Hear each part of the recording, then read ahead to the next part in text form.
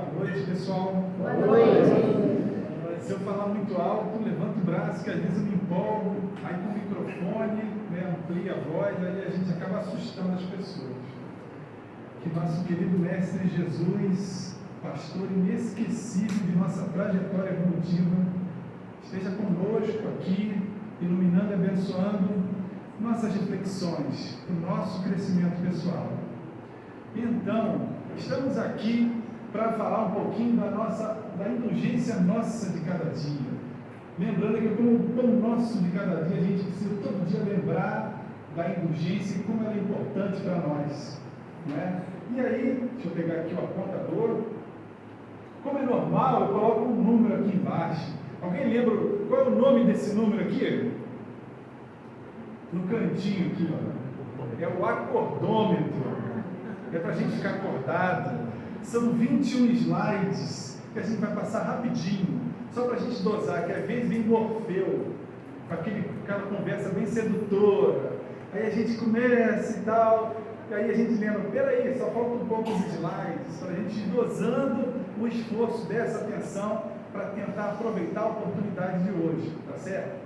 E dentro desse tema, como é normal, deixa eu passar aqui o próximo, vamos seguir um roteirinho.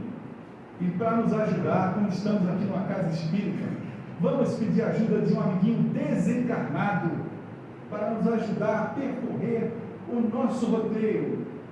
Alguém conhece o nosso amiguinho? Como é o nome dele? Gasparzinho, exatamente. Então, ele vai nos ajudar a seguir esse roteiro, certo? Vamos começar com uma introdução rápida e depois vamos fazer uma revisão doutrinária falando sobre o que é a indulgência no slide e no seguinte, qual a importância dela para a nossa vida. E aí vamos entrar no filé mignon da conversa de hoje. Algumas reflexões, 5 reflexões sobre a indulgência, para a gente ir amadurecendo, cada um do seu jeito, aproveitando da melhor maneira possível para olhar o seu caso. E algumas questões interessantes feitas por um pedagogo especial, Allan Kardec. Porque essas mensagens que estão no Evangelho segundo o Espiritismo são a fonte de sabedoria da vida. E Kardec, como foi muito especial, ele soube fazer perguntas especiais e cirúrgicas para cada caso. E aí trouxe 3 perguntas de Kardec à espiritualidade sobre a indulgência.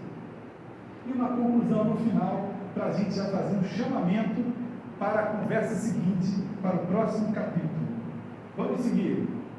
Então, como introdução, estamos falando de um tema que está no capítulo 10 do Evangelho segundo o Espiritismo, que chama Bem-aventurados os que são misericordiosos. E como esse tema foi escolhido?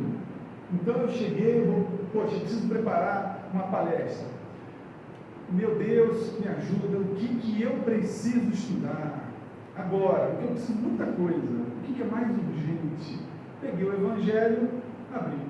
Na hora que abri, em cima da marca, a indulgência, que é um texto que tem lá no capítulo 10 do Evangelho segundo o Espiritismo. Então é uma grande necessidade minha. Eu não vim aqui falar sobre o que eu sei fazer, ou o que eu já aprendi a fazer. Eu vim falar sobre o que eu acredito. Por isso estou estudando bastante para tentar melhorar isso em mim, antes de tudo. Tá certo? Vamos seguir então. E aí, o nosso amiguinho já vai dar uma dica da revisão doutrinária. Vamos ver o que nós temos. Primeiro, o que é indulgência. Alguns trechos do que tem no texto sobre indulgência no Evangelho segundo o Espiritismo. Destacado que está em vermelho, que é o foco principal. Já tem um amiguinho ali já nos lembrando, chamando a atenção para algumas ideias. Certo? A indulgência evita censurar, criticar, fazer observações chocantes e falar mal de quem quer que seja. Evita. Então esse é um esforço importante para nós. Não vê os defeitos de outrem, ou se os vê, evita falar deles, divulgá-los. Jamais se ocupa com os maus atos de outrem, a menos que seja para prestar um serviço. Nós vamos ver como prestar um serviço destacando algo que alguém fez errado. Kardec perguntou isso. Como é que é isso? Se eu não posso falar mal, como é que isso se torna um serviço? Como é que eu ajudo falando mal? Destacando um equívoco. Está lá. Por isso que ele é muito especial. Ele faz perguntas cirúrgicas. Não é? Jamais se ocupa com os maus atos de outro, a menos que seja para prestar o serviço. Mas, mesmo neste caso, tenha cuidado de os atenuar, tanto quanto possível. E destacamos aqui que indulgência é diferente de perdão. Perdão é algo mais. Quando o outro erra contra a minha pessoa ou contra alguém que eu amo, aí exige um pouco mais. Muita indulgência. E aí a gente vai falar isso na conclusão.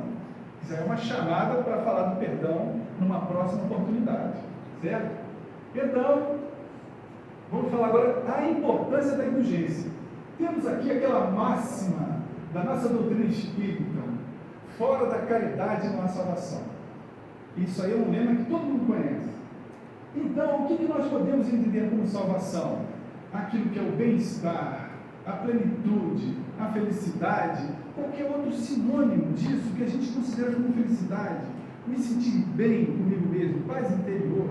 Tudo isso está dentro da ideia de salvação. E que não é uma coisa que vai acontecer só quando eu desencarnar. Eu vou fazer tudo certinho para ir para nosso lar. Aí lá eu vou ter a salvação. Não, isso pode ser desde já. E deve ser desde já. Felicidade, plenitude, bem-estar, paz interior. Para isso que a gente tenta ser uma pessoa melhor. Então, na questão 886 do Livro dos Espíritos, que eu vou ler aqui para não errar nada, vou pegar aqui minha colinha. Olha lá. Como é a pergunta cirúrgica que Allan Kardec faz à espiritualidade? Qual o verdadeiro sentido da palavra caridade, como a entendia Jesus?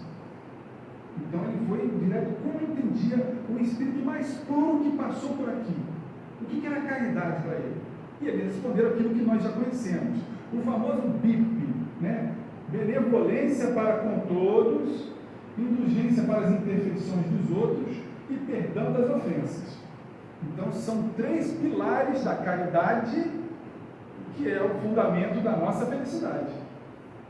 Um desses pilares é a indulgência. É o que nós viemos falar aqui hoje.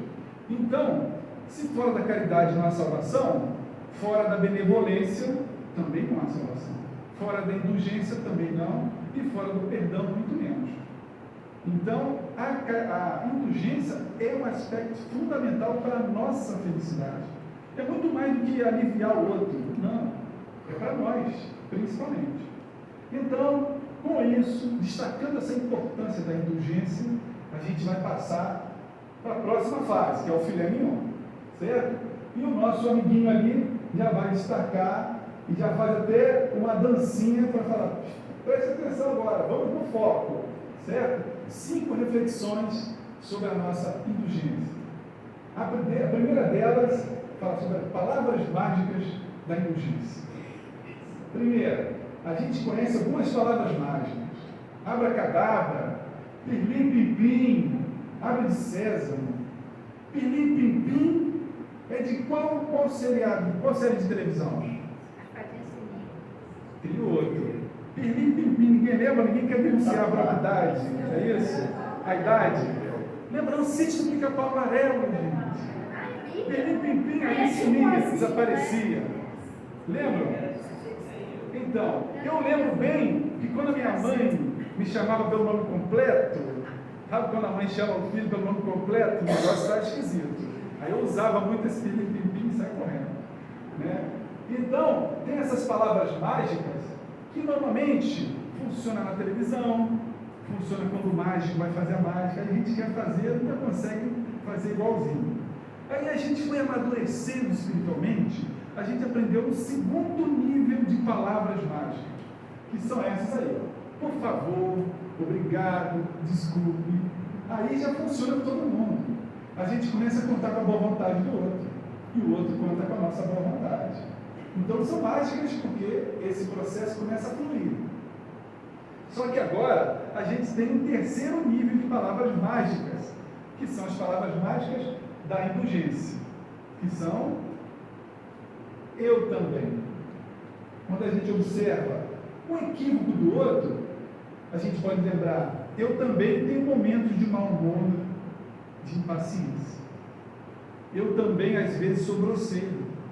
Às vezes, principalmente quando estou cansado, né? Dormi pouco, dormi mal, está com fome. Isso acontece. Eu também não percebo a dedicação e o devotamento do outro para me ajudar, às vezes. Eu também escorrego na vaidade, que em mim pode se manifestar de maneira diferente do outro, mas ainda assim, vaidade. Eu também tenho meus pontos de suscetibilidade, quando o outro às vezes fala uma coisa aqui, uma crítica, eu fico tão doído, tão ferido. Eu também. Olha o eu também aí para a gente usar como processo de indulgência quando o outro comete um equívoco. Que eu também tenho minhas imperfeições, certo? E aí a gente lembra de uma cena, de uma pergunta que Chico Xavier fez ao seu mentor espiritual, Emmanuel. Vamos ver se aparece ali, olha lá. Ele perguntou para Emmanuel, o que é um criminoso? Ele ficava, poxa, como é que a pessoa pode fazer tal coisa? Emmanuel responde, qualquer um de nós que já foi descoberto. E ele, com toda a sua sabedoria, ele não falou qualquer um de vocês que já foi descoberto. Não, ele se incluiu no pacote. Qualquer um de nós que já foi descoberto. E se para o criminoso podemos usar essa resposta, e se a gente perguntar, o que é um orgulhoso? O que é um vaidoso? O que é um arrogante? Não é? O que é um prepotente? Então, essa pergunta também cai para a gente, em muitas situações. São carapuças que a sabedoria da espiritualidade coloca no ar e a gente pode muito bem, muitas vezes, vestir. Para o nosso próprio bem. Como esse eu também funciona bem. Certo? Vamos seguir. Isso nos mostra que as condutas alheias que mais nos irritam e nos incomodam são aquelas que não admitimos estar em nós. Os outros nos servem de espelho para que realmente possamos nos reconhecer. Isso está no livro Renovando Atitudes de Hamed. E muitas vezes na família, para conviver bastante tempo, para a gente se ver no espelho por décadas e décadas, até a gente, opa, eu também era assim, não é? E a psicologia tem um nome técnico para isso, se chama projeção. Tudo que criticamos veementemente, com força, com ênfase, no exterior, no outro, encontraremos em nossa intimidade. E esse eu também vem no Evangelho segundo o Espiritismo, quando o Espírito José, ele diz assim, lembrai-vos de que vós, que clamais em altas vozes, 2 pontos, anátema quer dizer uma reprovação enérgica, uma condenação, como quem diz assim, isso é um absurdo, isso é inadmissível, vós que clamais isso em altas vozes, tereis, quiçá, cometido faltas mais graves. Isso é outra maneira de dizer, olha, eu também, você também. Muita calma nessa hora. Indulgência, que você também precisa de indulgência, que eu também preciso de indulgência. Certo? Vamos seguir. Segunda reflexão. A indulgência, colocamos aqui uma frase que eu via muito escrito nas salas de aula. Errar é humano. Dessa forma que está escrito aí. Errar com H e humano sem H. Justamente. Com esses erros aí. Então, isso nos lembra que o erro é só uma questão de tempo. Para o nosso nível evolutivo, todos nós aqui estamos na escola da vida, mais cedo ou mais tarde, eu vou errar, ele vai errar, ela vai errar, é quase que um rodízio, um revezamento. Às vezes mais organizado do que o campeonato de futebol. Aqui agora sou eu, agora eu sou grosseiro, agora é o outro é grosseiro, agora daqui a pouco é o outro, certo? E isso nos lembra do quê? O que o nosso Evangelho fala sobre isso? A indulgência atrai, acalma, ergue, ao passo que o rigor desanima, afasta, irrita. Ou seja, esse rigor se manifesta, se expressa muitas vezes num perfeccionismo exagerado. E esse perfeccionismo exagerado se manifesta na exigência ou na expectativa. E aí eu vou ler alguns trechos de um texto que um professor muito amigo nos ofereceu, falando sobre o perfeccionismo exagerado, na exigência e na expectativa. Olha só como ele é cirúrgico. Deixa eu achar aqui. Muito bem. A exigência, aliás, o perfeccionismo, que é também considerado como a neurose de querer que a vida transcorra da forma que imaginamos. Se não aconteceu do jeito que eu imaginei, eu começo a ficar de mau humor, começo a ficar irritado, fecho a cara, né? Enfim, nesse perfeccionismo, nós somos exigentes com o próximo, acreditando que isso nos torna melhores.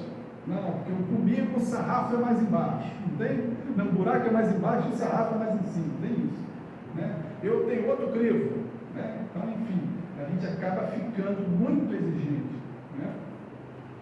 E em pouco tempo, aplicamos essas exigências conosco, sobrecarregando a nossa caminhada. A indulgência também constitui a caridade necessária ao nosso equilíbrio. Não é caridade só com o outro, não é com o outro, mas com a gente também. Porque eu também preciso de indulgência, de compreensão, de compaixão do outro. Ao lado da exigência nasce a expectativa. Esse é outro limitador da nossa felicidade. Esperamos muito do outro e da vida. Delegamos ao próximo e às circunstâncias a difícil tarefa de nos satisfazer. Difícil essa tarefa de nos satisfazer. Certo? Como se tudo gerasse em torno do nosso interesse. Certo? Apoiamos a nossa felicidade em diversas pessoas e fatores, e muito pouco em nós mesmos. Se aquela pessoa não é do jeito que gostaríamos, isso se transforma em decepção, que dá motivo à amargura. Com o tempo, vai virando amargura. Então, isso tem que ser convertido, renovado, principalmente dentro de nós, certo?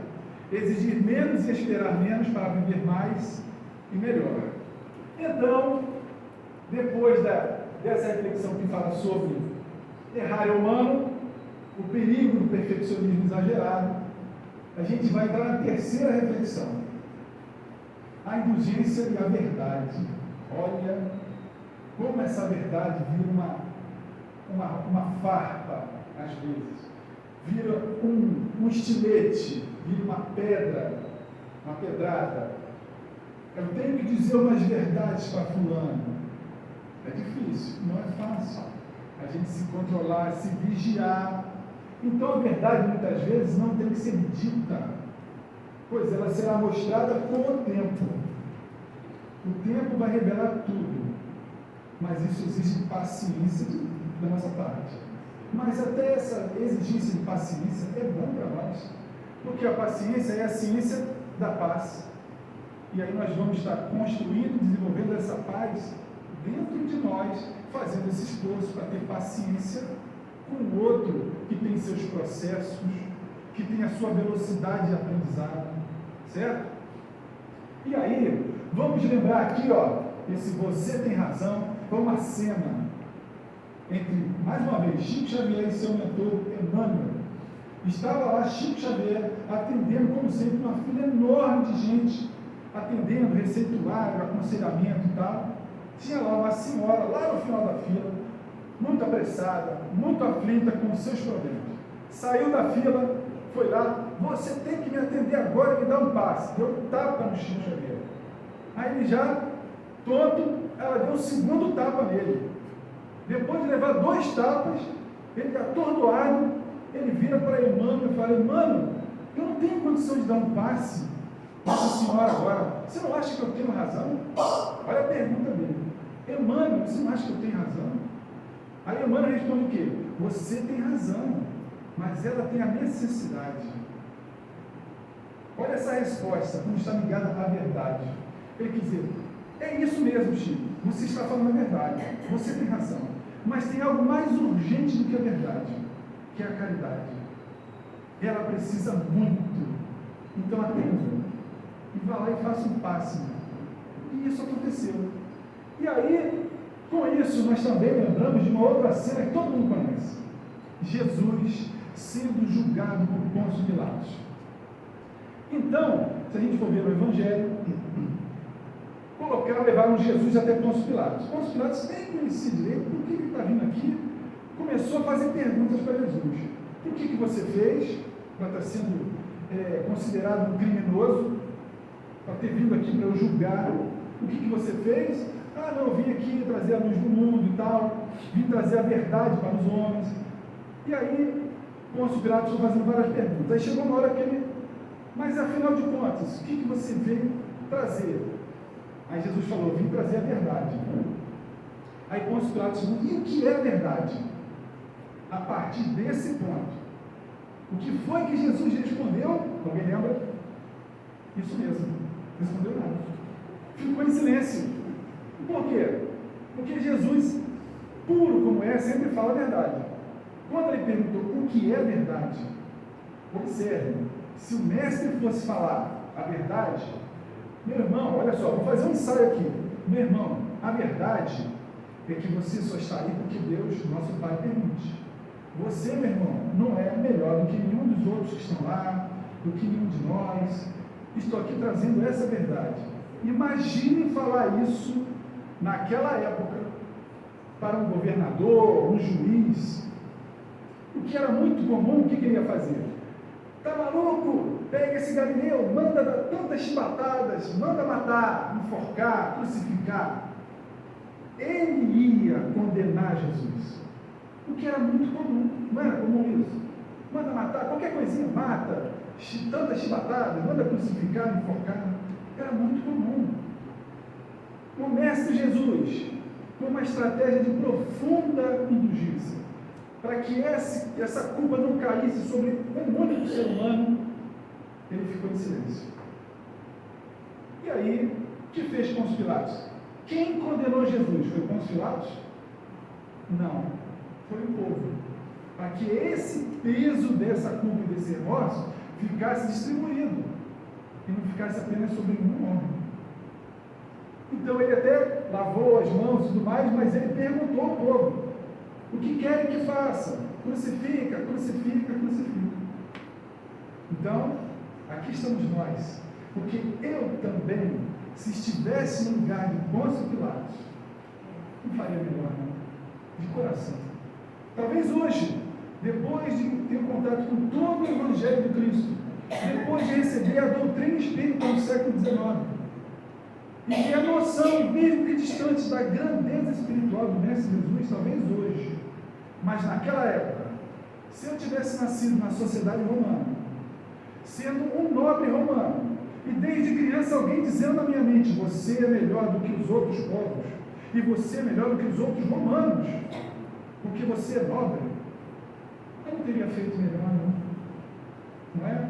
E naquela época, aqueles que não erraram e não abandonaram Jesus, hoje não precisam nem estar encarnando como a gente, estão em outras esferas, não precisam nem estar aqui, e quando vêm são missionários, não é? Pois bem, vamos seguir.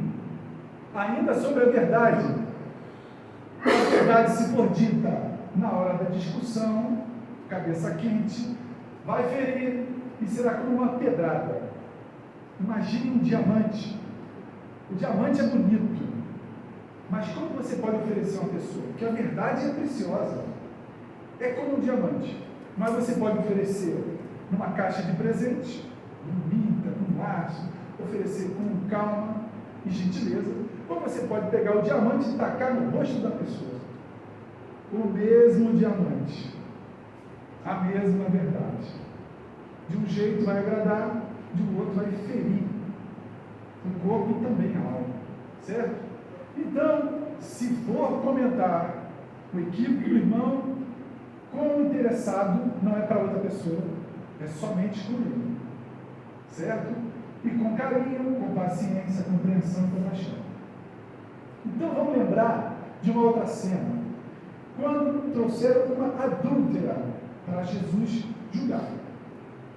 Então, naquela época tinha uma pena de apedrejamento, né? Até a pessoa morrer. Hoje em dia, aqui no Brasil, Existe essa pena? Não. Ainda bem, já avançamos alguma coisa. Mas, por isso que Jesus falou: atire a primeira pedra aquele que não tiver pecados. Aí falou pedra, porque naquela época a pena era apedrejar. Hoje não tem apedrejamento, nós podemos falar: atire a primeira palavra aquele que não tiver pecados. Não apedrejamos com pedras mais, graças a Deus, mas às vezes com palavras. Certo? Vamos seguindo. Quarta reflexão. A beleza está nos olhos de quem vê. Ditado popular. Todo mundo conhece aí, né? Alguém não conhecia? A beleza está nos olhos de quem vê. Né? Eu lembro bem que a minha esposa gosta muito de orquídeas. Orquídeas são lindas. Mas eu não tenho a mesma sensibilidade dela. Às vezes eu passo do lado de uma orquídea e eu estou distraído e nem percebo. Mas ela não deixa passar. Ela percebe todas as orquídeas e outras flores. Certo? Então, a beleza está muito mais dentro dela, que tem a sensibilidade de perceber a beleza da flor. E eu, às vezes, passo distraído. Mas se a beleza está nos olhos e na alma de quem vê, a feiura também. Se a gente quiser ver só o lado negativo, o lado pior da pessoa ou de uma situação, pior que a gente consegue. A gente consegue só ficar olhando o lado ruim. Então, se focarmos tão somente no lado obscuro das pessoas e das situações, aos poucos vamos nos transformando em uma figueira seca e retorcida de amarguras e reclamações. E isso, com o tempo, vai reverberando no nosso corpo físico, que vai se transformando quase como uma figueira seca e retorcida, de tanta amargura e reclamação. Por isso que a gente vai colocar, após esse slide, uma atividade dinâmica. Vou fazer uma pergunta, depois no próximo slide. Quem já souber a resposta, por favor, não fale, aguarde. E cada um responda para si mesmo. Aí eu vou perguntar um ao outro, certo? Vamos lá. O que você vê? Levanta o braço quem já viu essa atividade. Tá, quem viu não fala, não dá cola. Alguém quer arriscar? O que você está vendo? Pode falar.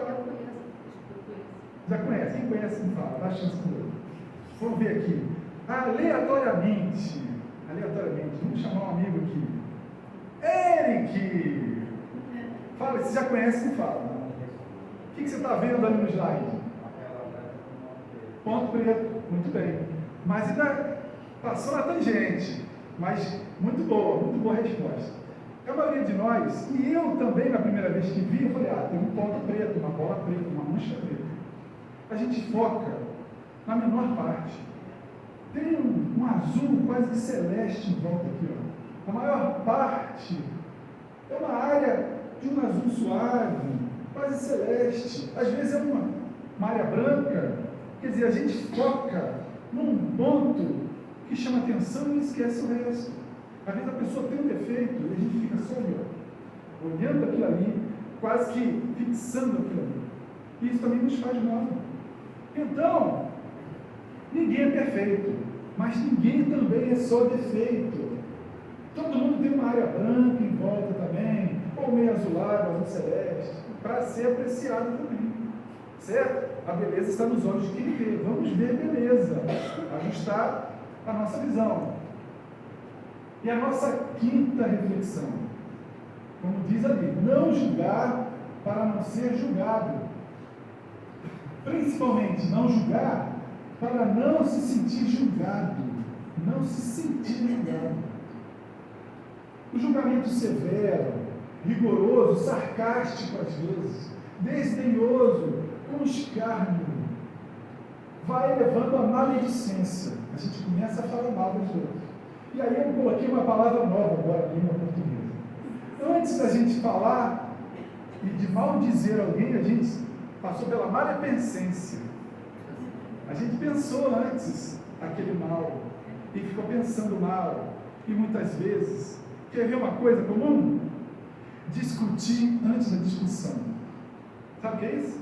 A gente convive com a pessoa, às vezes a gente discute. Mas às vezes a pessoa não falou nada. Mas é difícil. Se ela falar isso, eu respondo isso. Se ele falar aquilo, eu respondo aquilo. Antes dela falar uma palavra, você nem sabe o que ela está pensando. Você já está se desgastando, que está na maledicência. Isso acontece com a gente, não é? E a gente vai se desgastando. Às vezes a pessoa está pensando em outra coisa, está pensando em outra coisa, não é nem ali. E a gente fica ali, se desgastando, se apretando. E aí isso vai levando ao medo de ser julgado. Daqui a pouco eu não faço nada porque alguém está me olhando. E esse medo, com o tempo, vai virando um pânico. E o pânico, com o tempo, vira uma síndrome. Um transtorno mental grave, difícil de ser recuperado. Então vamos com calma, com indulgência, julgando cada vez menos. Atos ou palavras repetidas sucessivamente voltarão ecoando sobre nós. Aí, o nosso juiz aqui, que está no desenho, que não tem rosto, justamente para cada um dizer, eu também às vezes julgo. Ele trouxe aqui um velho provérbio chinês, está em chinês, que diz assim: Xing ling ling, ling ling, ling ling. O pessoal está rindo, já sabe, tá? Já conhece. Pensei que ia trazer novidade aqui. Traduzindo para o português, significa ado, cada um no seu quadrado. O pessoal pensando que via uma coisa profunda, né? Um velho provérbio chinês, e agora? Eis o mistério da fé. Vamos ver, ado, cada um no seu quadrado. Mas está dentro da ideia. A ideia é essa. Cada um de nós tem seu caminho, que não é igual ao outro, certo? E, normalmente, cada comparação esconde uma competição.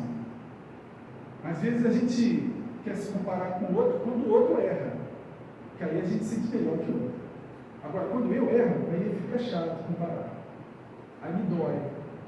Então, para evitar esse instinto de competição que a gente tem, cada um tem seu caminho, né? Se às vezes o outro ele tem uma virtude, eu tenho outra. Ele tem um defeito, eu tenho outro, certo? Cada um no seu caminho, ado, cada um no seu quadrado. Então, passamos da metade e vamos às 3 perguntas cirúrgicas de Kardec, que eu vou só destacar em vermelho a parte principal de cada resposta, né? Vamos lá? Então, primeiro, ninguém sendo perfeito, seguir-se-á que ninguém tem o direito de repreender seu próximo, não é? Ninguém é perfeito, então ninguém pode falar nada de ninguém. Olha a resposta da espiritualidade superior, dessa espiritualidade que foi selecionada por Jesus para vir trazer respostas sábias às perguntas sábias de Kardec. Certamente que não é essa a conclusão a tirar-se. Certamente. Porquanto cada um de vós deve trabalhar pelo progresso de todos. E, sobretudo, quer dizer, principalmente, daqueles cuja tutela vos foi confiada. Quem são aqueles cuja tutela nos foi confiada? Nossos filhos. Tenhamos que muitas vezes repreender, sim. Muitas vezes. Então, será que ele está perguntando, será que eu não posso repreender? Ninguém pode repreender ninguém? Está dizendo, certamente que não. Principalmente quando com os filhos. Precisamos educar repreendendo, muitas vezes. Mas é lógico. Mas por isso mesmo deveis fazê-lo com moderação. Né? Isso também é correção para nós, para todos nós. Para um fim útil, e não, como a maioria das vezes, pelo prazer de denegrir. E temos que corrigir isso nós também. Certo?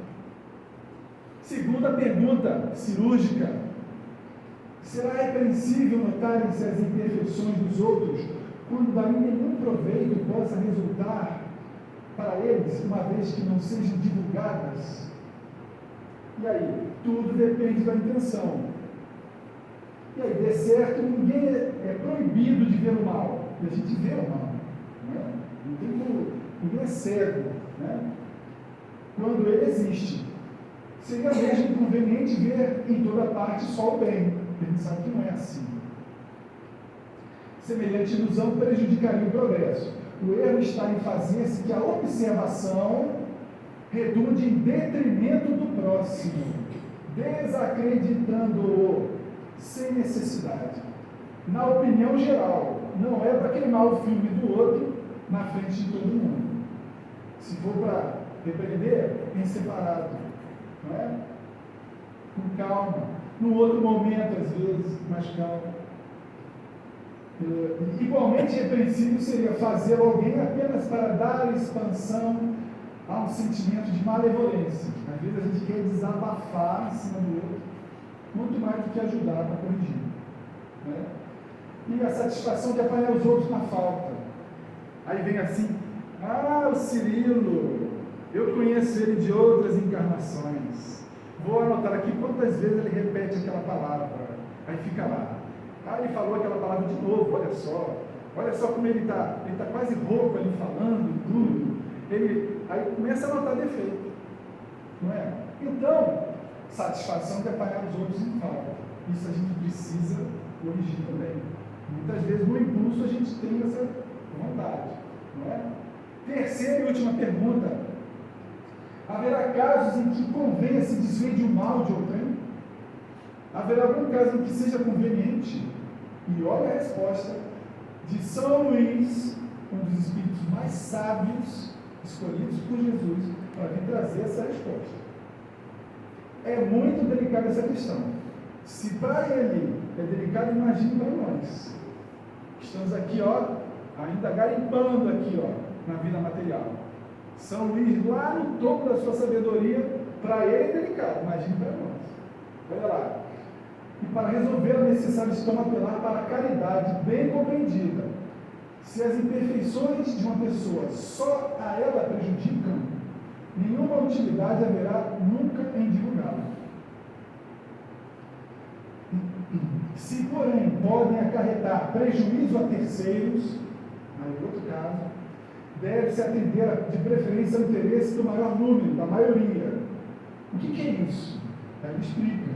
Segundo as circunstâncias, desmascarar a hipocrisia e a mentira pode constituir um dever, pois mais vale caia um homem hipócrita ou mentiroso do que virem muitos a ser suas vítimas acreditando nas suas ilusões. Certo? Em tal caso, deve-se pesar a soma das vantagens e dos inconvenientes.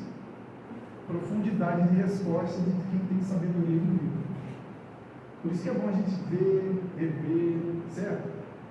Então, terminamos por enquanto essa parte filosófica e vamos retornar ao nosso roteiro para concluir mais ou menos no tempo previsto, para a gente não se alongar, já fazendo uma chamada para uma outra oportunidade. Porque se nós vimos lá no começo, benevolência, indulgência e perdão, depois da indulgência, naturalmente é bom falar do perdão. E aí seriam cenas do próximo capítulo. Se houver oportunidade, aqui já adiantando um pouquinho o assunto. O perdão seria a indulgência da indulgência. A indulgência ao quadrado. A indulgência plus, quando alguém ofende diretamente a minha pessoa ou alguém que eu amo. Então, lembramos aqui de uma frase muito bacana de Eliseu Rigonati. Os nossos verdadeiros amigos são aqueles que, sinceramente, nos apontam os nossos próprios erros. Nos apontam. E nos induzem a corrigi-los. Porque a maior parte dos nossos erros nós não percebemos. Quem percebe? Quem convive com a gente. Quem convive com a gente. Que está ali, olha isso aqui, aquilo ali, isso aqui. E vice-versa. Certo? Por isso que esse livro de Eliseu Rigonati é o Evangelho dos humildes, não é o Evangelho dos orgulhosos. É para a gente desenvolver a humildade de, às vezes, ouvir uma crítica. Faz parte do processo para nós, certo? E ver o melhor do outro nos faz bem. Todo mundo tem defeito, o outro também vai ter, eu também. Nos traz calma e serenidade, mesmo que o outro esteja em perturbação, tentando nos agredir. O outro está cansado, nesse momento está de mau humor, está com fome, ele vai melhorar. Enfim, isso nos traz paz. Se o outro não está em paz, a gente não pode nem sempre ajudar o outro nesse sentido. Ele precisa se ressignificar. Mas eu posso fazer o meu dever de casa dentro da minha casa mental. Não é? para atingir o que? A intangível serenidade que foi destacada pelo instrutor Google no livro Libertação de André Luiz. Essa intangível serenidade que é intocável. O outro pode estar vociferando ali, se descabelando, é uma escolha dele. Eu posso cuidar de mim, da minha casa mental, da melhor maneira possível, com indulgência em relação ao comportamento do outro. Tá certo? Muito obrigado pela indulgência de me ouvirem até agora. Era isso que a gente queria trazer, tá bom? Fiquem com Deus.